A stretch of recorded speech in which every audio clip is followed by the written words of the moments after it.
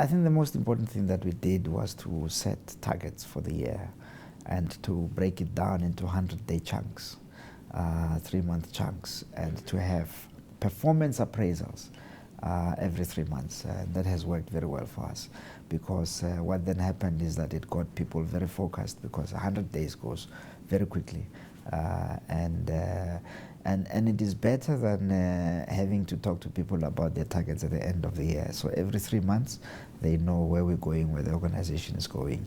And fortunately, the managers also cascaded it down into the organization quite quickly. And these are the benefits of doing that, of giving people targets and getting them focused on delivering their targets and nothing else. Where did you find the most inefficiencies? And if you look at it from a market perspective, it's quite easy to criticize Transnet and say that, lack of maintenance, lack of knowing where to expand on next is obviously creating inefficiencies within the coal system, within the iron ore scenario that is playing out in the country right now as well.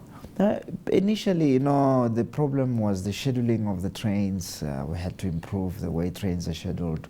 We are now introducing a scheduled railway, which means that trains will have a time at which they depart.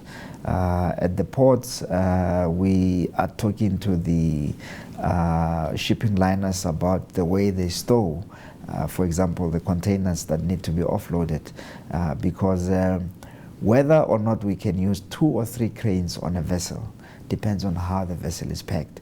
So now we are getting involved in their planning. We just don't do planning ourselves on our side, but we involve the shipping vessels in the planning of the stow before they leave the port of origin.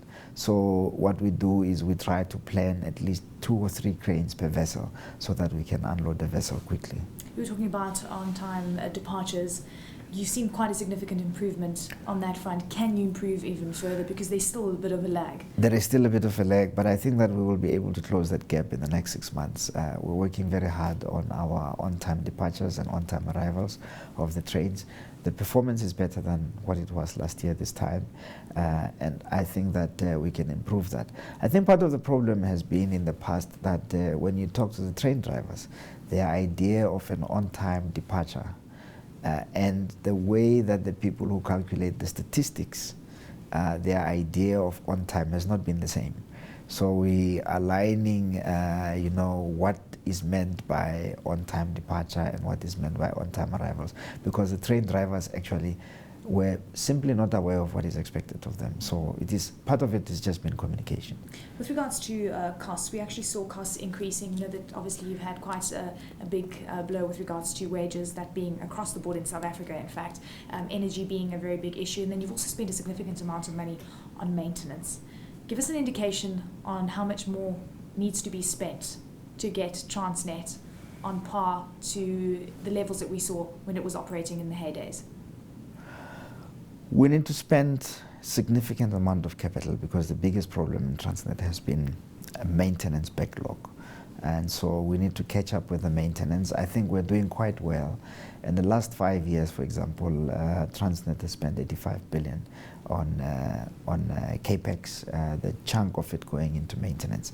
But the challenge now is to increase capital expenditure to a ratio of new capital expenditure being more than maintenance expenditure. At the moment, we're spending 60% of our capex on maintenance and 40% on new additions of capital stock.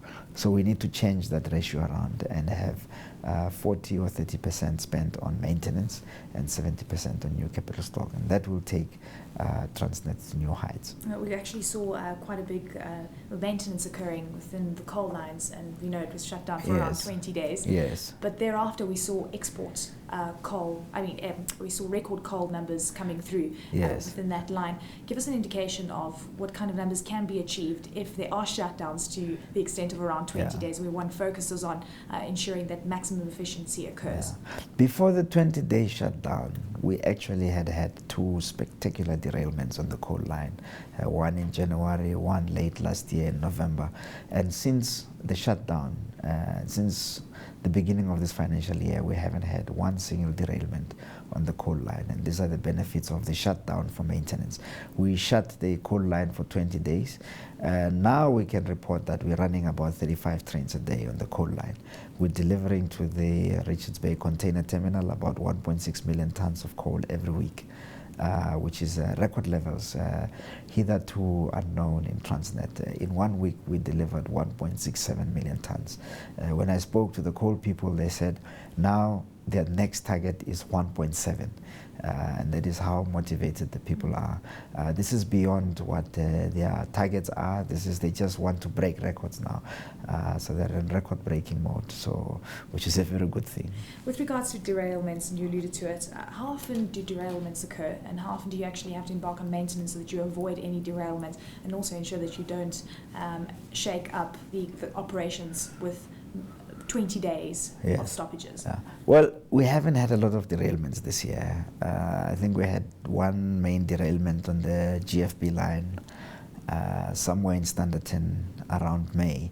That was the biggest derailment. Otherwise, we haven't had any derailments. As you saw, our losses from disruptions of operations, from derailments, incidents, accidents, and so on, has decreased from 687 million to about 200 million in the first 6 months. So we actually have been able to make savings of up to 400 million from not having derailments and disruptions to operations.